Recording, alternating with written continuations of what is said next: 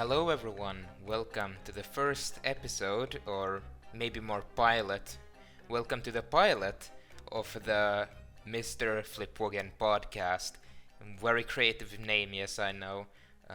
To be honest, I probably will come up with a better name eventually, but for now I just wanted to record this and I couldn't be bothered creating a name for this, so I'll just stick with Mr. Flipwagen podcast for now. If you guys have actually ideas on what this thing can be called, then feel free to leave those suggestions in the comments below, and also let me know if you guys would want me to continue with this.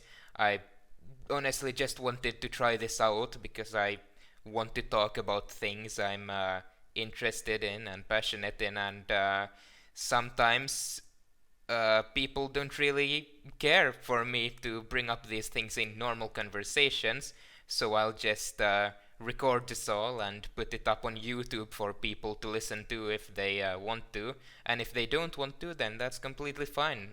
I just recording this it gives me a channel or a way to talk about things that I want to talk about, things that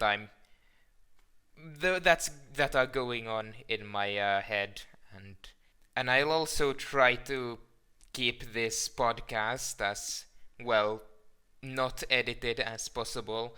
There may be a few pauses here and there, or I may say many times, because for some reason I just tend to say that. It just takes a while for my head to formulate and just find a way to express the things that I want to express, which is odd. I don't know what's up with me in that sense, but I kind of suck at talking, to be honest. For some reason, even if I read a lot, well, not that much, or actually I do read a lot now with university going on. I need to read tons of pages in English, and I also read mostly in English on my off time. I'll read classics, so I should be better at talking and I should be better at language than I really am, but for some reason I just suck at it and I just say a lot, or it takes a very long time for me to articulate language how I want to articulate it. And the people that have talked to me know it.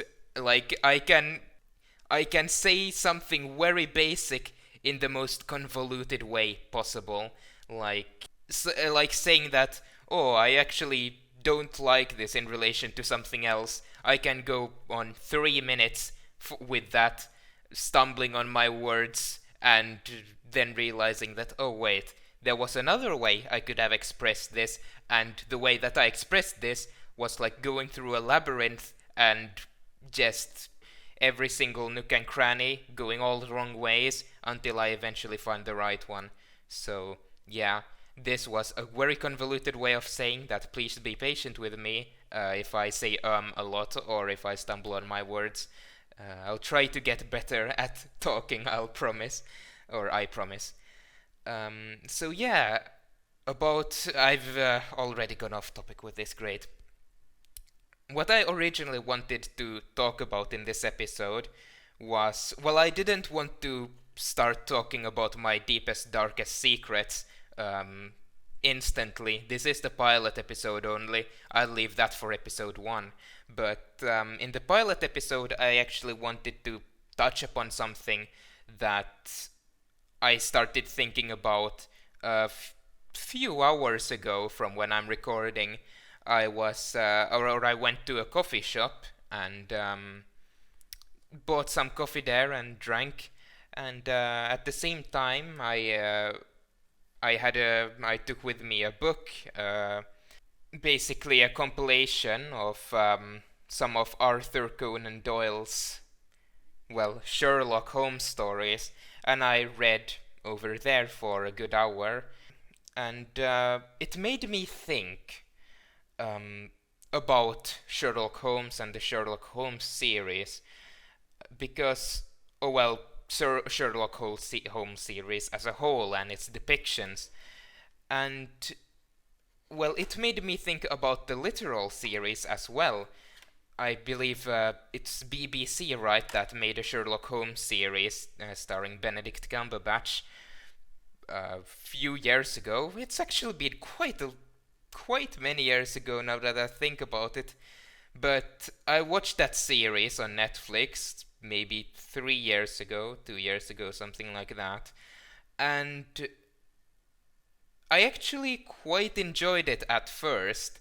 And I'll go through my reasons why I enjoyed it, what I liked about it, and then how my perception of that TV series has changed now after I've read these Sherlock Holmes stories from Arthur Conan Doyle. And yeah, I hope that's interesting for you guys to listen to. Um, but yeah, the TV series was quite interesting because it put Sherlock Holmes in like a modern setting, as many of you, or I'd believe many of you know, is that Sherlock Holmes takes place sometime in the late 1800s, I believe, while the Sherlock Holmes series, the BBC one, takes place in modern times, perhaps like early 2000s, 2010ish, I don't know. Sometimes during that time, there's a lot of modern tech, and we get to see Sherlock in like a modern light. And well, at first, when I watched that series a few years ago, I actually quite liked that concept, and I still do. I think it's one of the more interesting parts about that series is the modern spin on the Sherlock Holmes stories. And the stories in the series were quite gripping, and comparing at least from the stories I've read in Sherlock Holmes from Arthur Conan Doyle, they're very different actually. Some of the cases, like Hounds of Baskerville or the Hound of the Baskervilles, that one's quite different if you compare the book to the episode in Sherlock Holmes. Of course, we have this hound that's basically a curse on the Baskerville family, and well, that part is holds true in both the series and the book, but then there are a ton of differences that are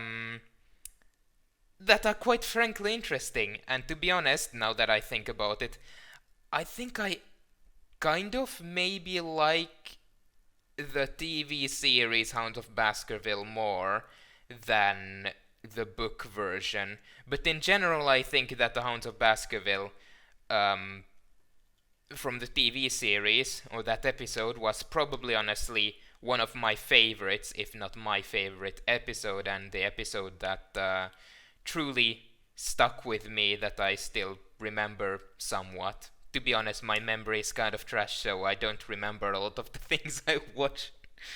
But yeah. And okay, by the way, before we go on any further, I want to say that we are going to go into spoiler territory. So if you guys don't want spoilers to either the series or the books, then, well, don't watch this video. And if you don't want that, then feel free to stick around. I want to I want to go into spoiler territory mostly because it's easier to prove my points and just prove my points and explain myself why I now prefer the books and the short stories compared to the series. And okay, once again I went into a bit of a tangent, but some other things I liked about the Sherlock Holmes series that we won't get in the book is the casting and the music and cinematography in general. I quite liked the music and the cinematography. I remember I actually searched up some of the Sherlock Holmes music that they used in the series, and I believe I've liked some of them on YouTube, and it's probably somewhere deep down in my liked list at this point. But like the main theme is quite nice, I believe. I don't remember what that song name is, but I think it's Sherlock's theme. That one's also very fun, and yeah, they're just nice pieces of music to listen to.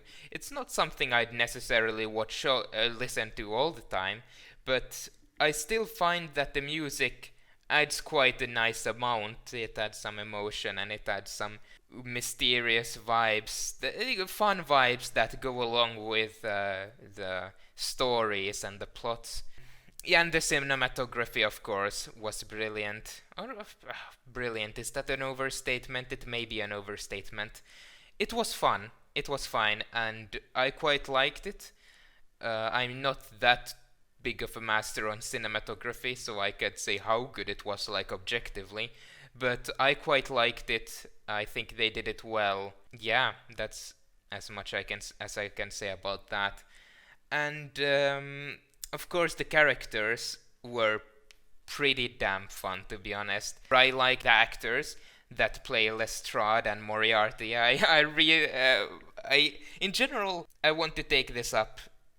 Moriarty in the series is so much better than Moriarty in the books, because the thing is, like, Moriarty is kind of like a he appears in many episodes, and you can kind of you see some foreshadowing with Moriarty and Sherlock Holmes, and then it escalates.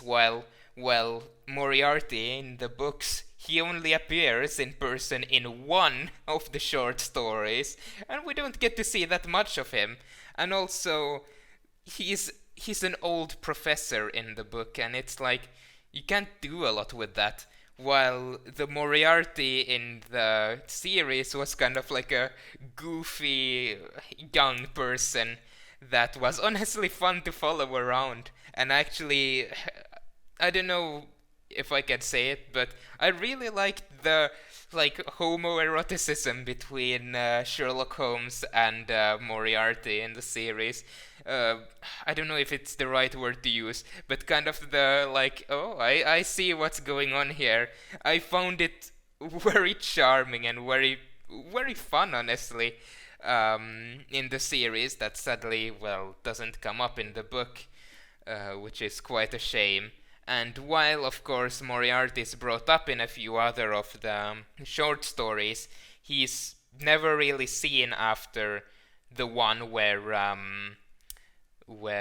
he dies.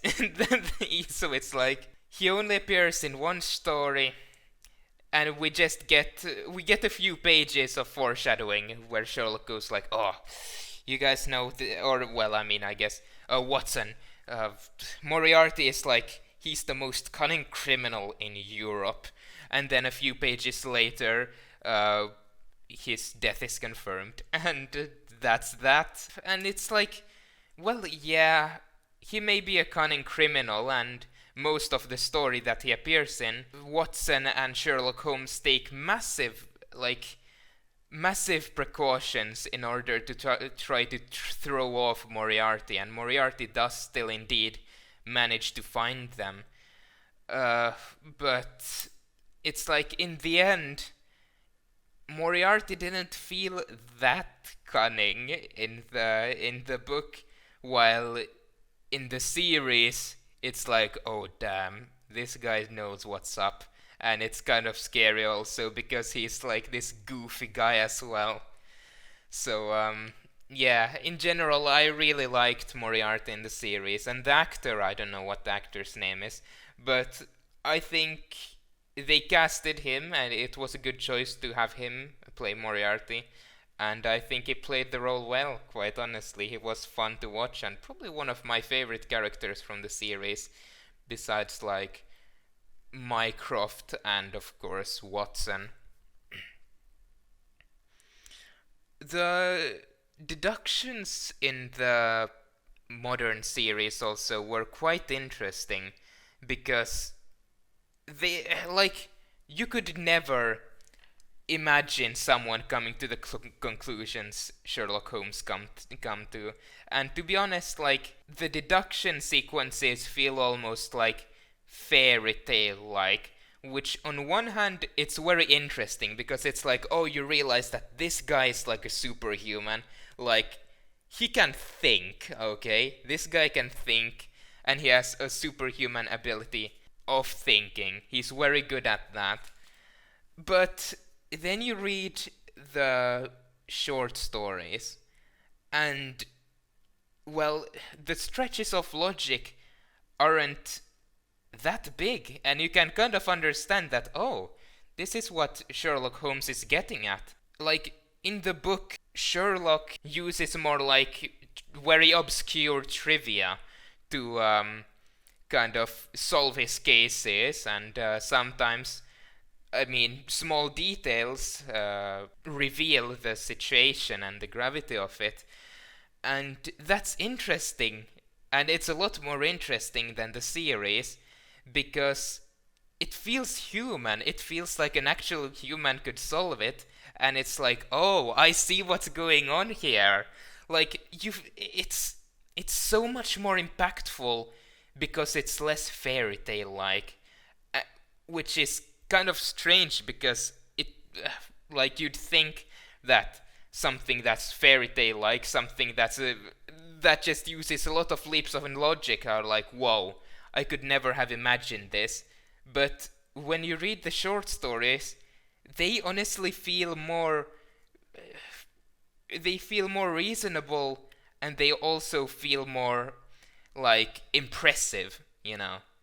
I don't know how you guys feel if you have read the books or the short stories and have watched the series, but while they are some of the what are they called, deductions that Sherlock Holmes makes in the series are interesting, yes, I still feel like the ones that Sherlock makes in the short stories are more impressive. And what I also like about the short stories, or Sherlock Holmes deductions in the short stories, is that sometimes he makes mistakes, and sometimes he makes mistakes, and sometimes he doesn't expect, he gets surprised, which, like Sherlock Holmes in the TV series, it doesn't feel like it.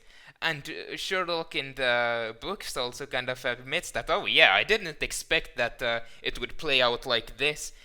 And that feels so much more intriguing and so much more interesting from Sherlock Holmes as a character, and it makes the plots more interesting, and I don't know. That's just how I feel like. And of course, feel free to disagree with me, but that's my opinions. And but yeah, so it's a double-edged sword. I think that while they are impressive, the deductions in the series, and they're very interesting, I think they're kind of overshadowed by the short stories in the end. I think the short stories, once you read them, I think they'll impress you a lot more, and they're a lot more fun just looking through and understanding. Then, of course, while the plots are different in the short stories and in the series, there some references still exist that I actually quite like to see. Of course, the Hound of Baskerville both appear in the short stories, or I think it's actually basically a book. You could call it like a novel, a short novel. The Hounds of Baskervilles, I believe it's like 150, 200 pages long, something like that. Like, it's, I think, one of the longer Sherlock Holmes pieces that have been written. And then the series. So it's fun to see those kind of references, and also with the Reichenbach fall in the TV show.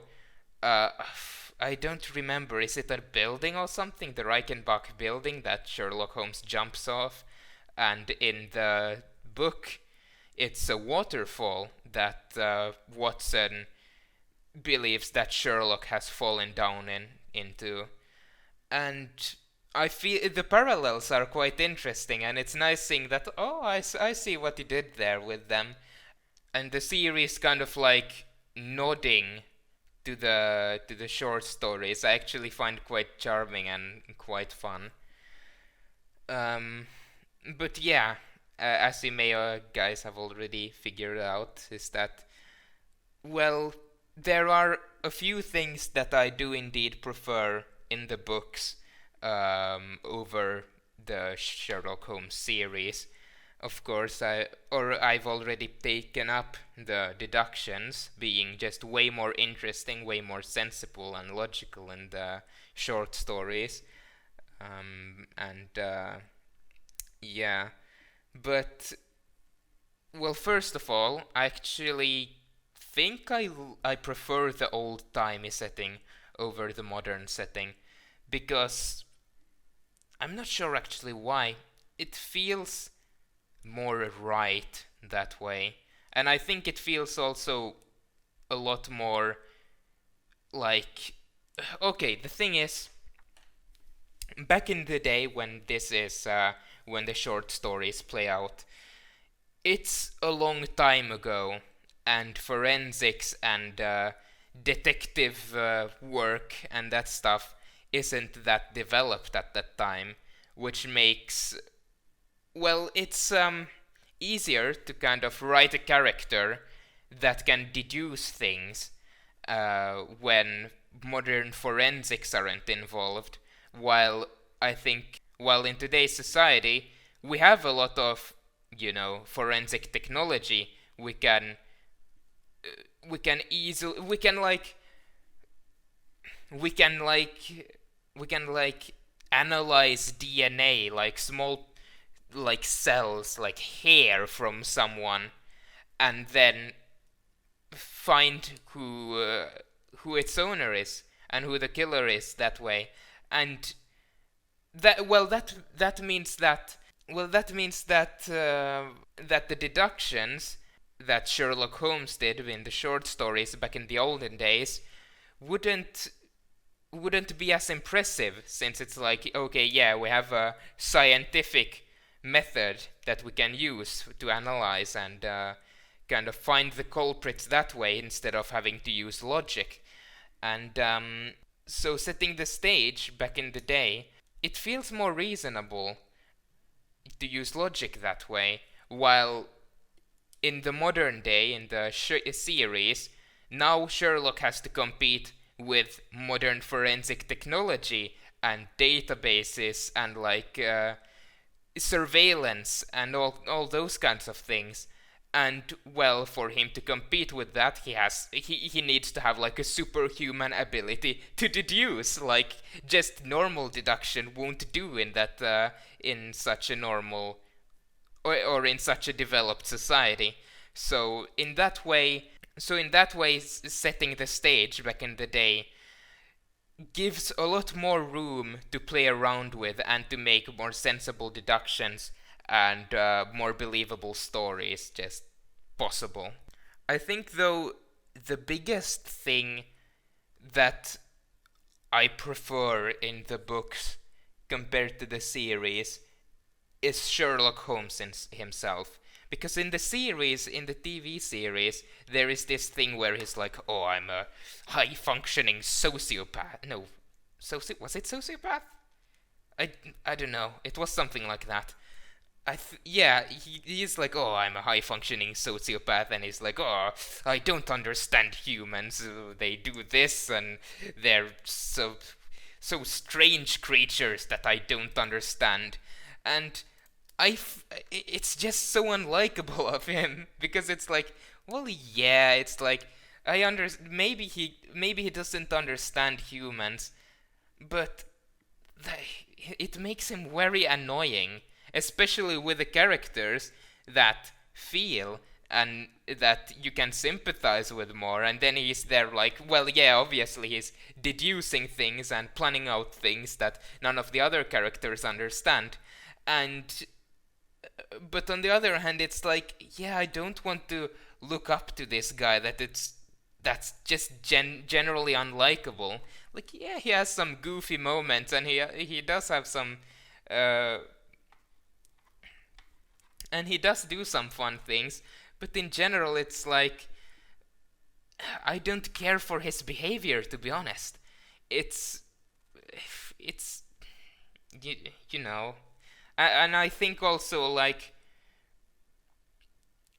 I think the biggest examples that display this difference in behavior and difference in character is right after the Reichenbach fall.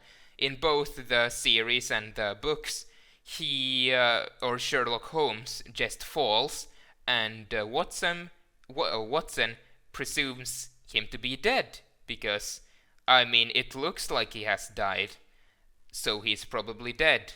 And I believe in both the series and the books, he goes missing or is dead for 3 years. And, well, in the series, Sherlock Holmes kind of just pops back and is like, oh yeah, it's me. Well, yeah, let's forget about this and let's move on. We have jobs to do. And Watson is, like, visibly and understandably upset at Sherlock. And Sherlock doesn't understand that, or doesn't show any compassion or understanding that, hey, like, your best, you have lived your 3 last years thinking that your best friend has died, and now he comes back nonchalantly like, oh yeah, haha, let's go and solve crimes once again. It's like Watson becomes upset at Sherlock, and you can understand that, but Sherlock doesn't understand that, and he's then like, I don't know.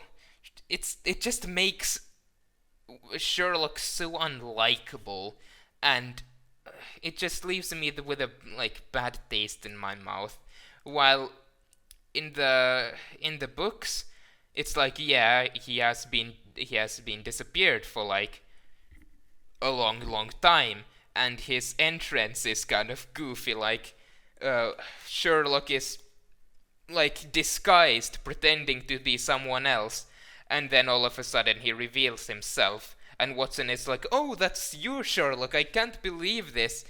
And like, while I don't think that while or Watson's, like, maybe not trauma but sadness isn't as prominent in the books as it is in the series, you can still kind of see, and Sherlock does take it up, that yes, I understand the pain you must have gone through these years when you have thought that I have been dead, but this was a necessity. Like, he understands Watson, and he explains to him. He's patient with the people around him, and it's like, it feels like he's kind of superhuman, but it makes him feel so human, and I just appreciate that character more, that can be like smart, that can think in 4 dimensions, but on the other hand, he can understand that, yeah, his friends and the people that care for him maybe doesn't have that vision, and can maybe feel things that he doesn't feel, and like, you know, like, I don't know how to say it. He's just so more just much more likable in the book, and he's reasonable, and like, yeah, I don't know. While Sherlock is impressive in the TV series, he's just, I don't necessarily root for him that much, to be honest, because I'm busy worrying about the side characters like Watson, and it's quite frankly very similar to Peaky Blinders. I watched Peaky Blinders some time ago. I season 6 has come out. I haven't watched it, but I watched, I think, the 5 first seasons. And well, I've kind of been on some copium with it, because in the end I didn't like the show as much as I thought I would like it, because like Tom Shelby, while he's cunning, similarly to Sherlock Holmes in the series, he's unlikable. He doesn't understand, the people that are around him. And he's like, oh yes, we have these big plans. I am putting my family at risk, and sometimes they have no say in if I put if I put them at risk. But it is all for the Shelby Company, so it must be fine. And the family can get visibly upset with him, and he's like, oh, I don't understand this. This makes no sense. Like, I'm doing this for the good of the family, good for the business. It's all about the business. But it's like, what about your friends and family, the people who care about you? There's a similar problem where I end up rooting more for like the side characters and being so much more interested in what they're doing, because they're so much more likable and so much more interesting in that, like, in an emotional aspect. Like, I think my favorite characters in Peaky Blinders were what is he called? Oh god damn it, I've already forgotten their names. That's right, yeah. The side characters, as an example, that became, I think, my favorite characters were Curly and Charlie Strong. And they're so much more interesting because they're so much more human and they're fun characters. They have their little quirks of different kinds. So, Curly's that, like, dumb-ish but optimistic person, and then Charlie feels kind of like cynical and down to earth, and they're so much more interesting to follow around than friggin' Tommy Shelby. And well, the worst part is that 99% of the time we don't get to see Charlie and Curly in the series. So it's like, well, yeah, okay, so we're stuck with Tommy that I don't really care about. And that's that. So, yeah, like, I don't know why people. I guess the aesthetics. I prefer the aesthetics of Peaky Blinders. I like the clothes, the fashion in it, and I like the old-timey setting. But Tommy Shelby as the main character is so boring, and I mean, the other characters are just so much more interesting, in my opinion. Yeah, I don't know. It's but of course, we're going off topic. That's Peaky Blinders, and we're talking about Sherlock Holmes. But I hope I illustrate my point somewhat clearly, that a main character that has understanding of other people and that can somewhat sympathize, or if they cannot sympathize, at least try to show some sympathy, they're so much more interesting and so much more fun to follow around. And, well, we don't really get to see that in the TV series, because Sherlock is so focused on his deductions, and he almost feels like he has like a high ground, like he's better than everyone else, while, I mean, he is. It's still frustrating because it's like, yeah, he's a bit of an ass about it, but, like, it's not unsubstantiated, so that's kind of like, yeah. So, yeah, in general, the Sherlock Holmes in the book, he feels a lot nicer, and I root for him a lot more, and I root for Watson, actually. I mean, I root for Watson as much as I did in the TV series, because guess what? He was human. He can sympathize. He shows emotion. What? That's insane, am I right? But yeah, in the book, both of them um, are human. They feel human. Uh, Sherlock, while he doesn't tell Watson what he's doing, what he's planning, he always in the end explains things. And he shows his understanding, like, yes, I understand that that you may want to know, or like, and he kind of like even explains to Watson that, yes, I understand, and I commend you for being able to wait with your curiosity for that long. And he's just so much more interesting in that way, and it feels a lot nicer to be able to root for someone who actually is a nice person, not just from like a justice perspective, but also from like just being a good human, being a good fellow citizen, a fellow Homo sapien, a fellow whatever, And it's honestly, I love that with the Sherlock in the book, and that's probably that and his ability for such clever deductions is why I've become attached and why I like to read these books now. And I quite frankly never thought that I'd be interested in reading these books. I remember that a few years ago I was like, oh, I probably won't read these. They look outdated and kind of, dull and stale. But no, it's fun. It's cunning. The plots are interesting, and like Sherlock's like personality quirks and features. Like sometimes you can see he can be very understanding. He can be very like sharp. He can be nervous. But he can also have and bear childish excitement about things like, oh, we're going to catch a criminal today.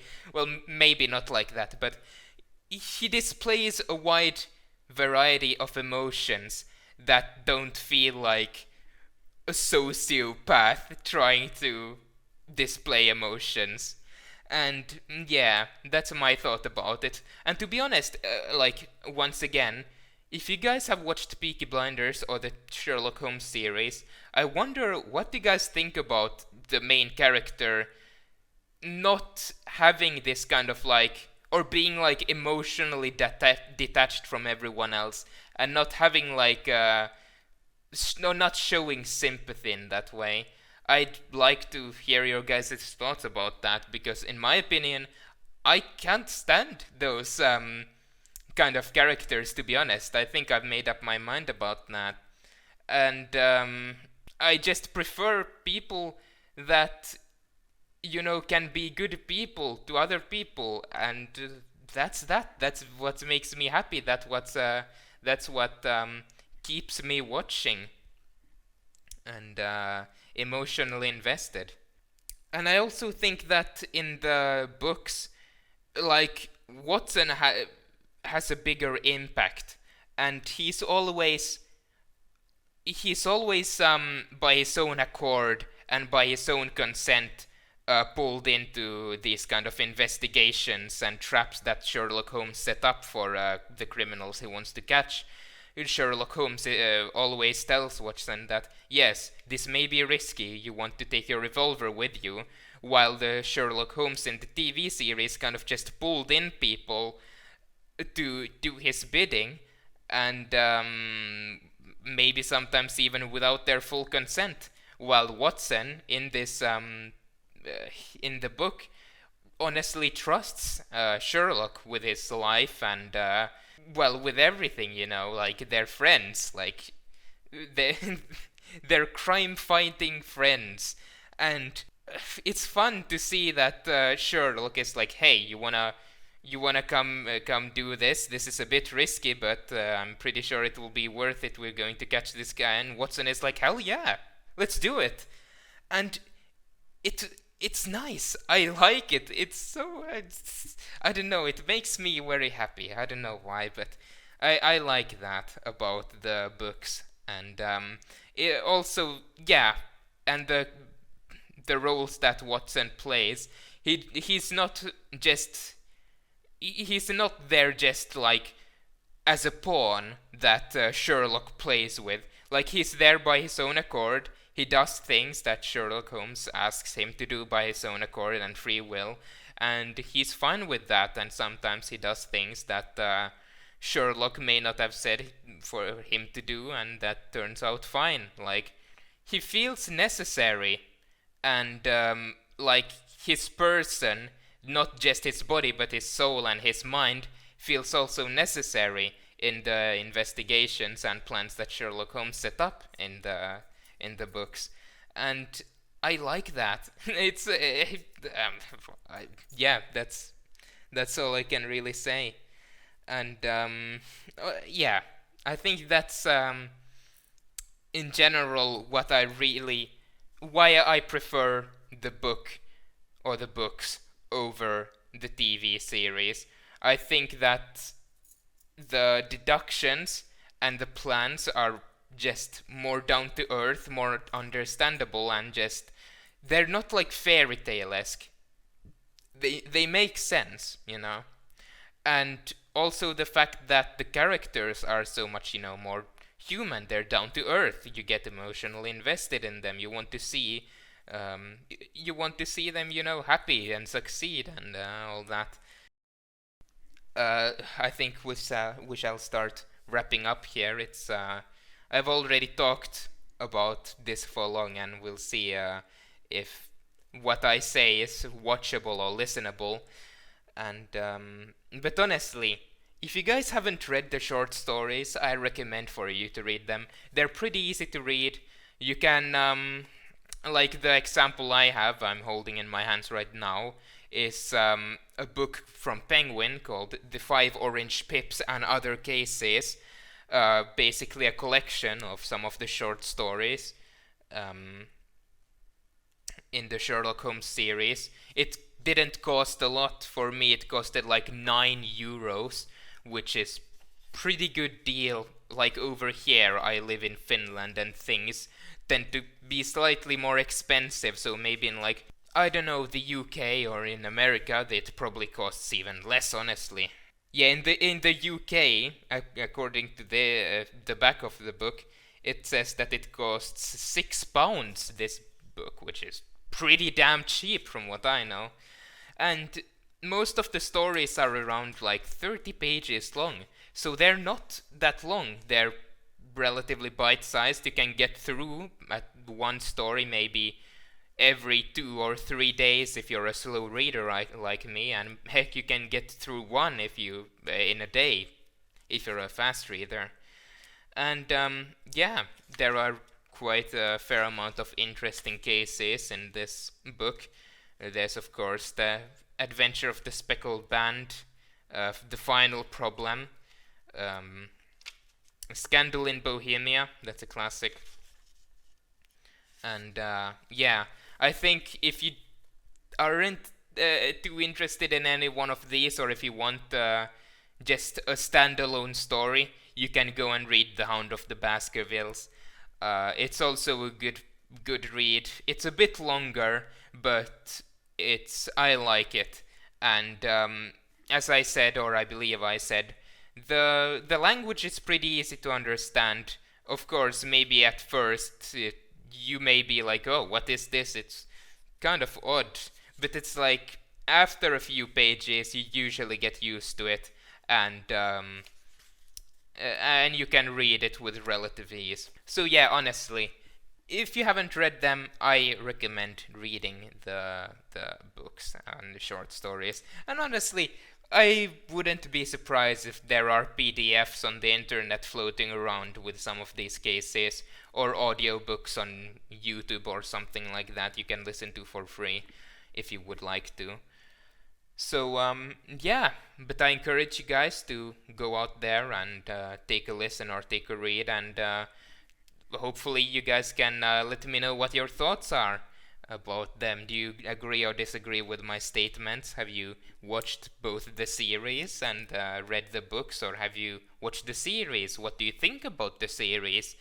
Let me know, because I would like to create discussion out of this, and yeah, create discussion. I want to hear your thoughts, and perhaps I'll be able to elaborate better if you guys have questions for me regarding my thoughts and opinions about this. And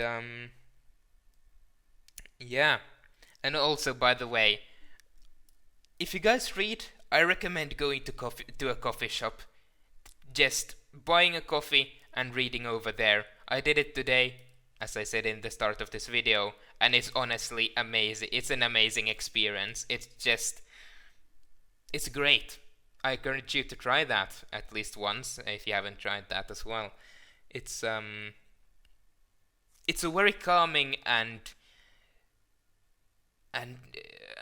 it's a very calming and like fulfilling experience. I've done it now once or twice, at least once. At least twice, actually, never mind. I have at least done twice. I don't remember if I've done it a third time. I don't think so.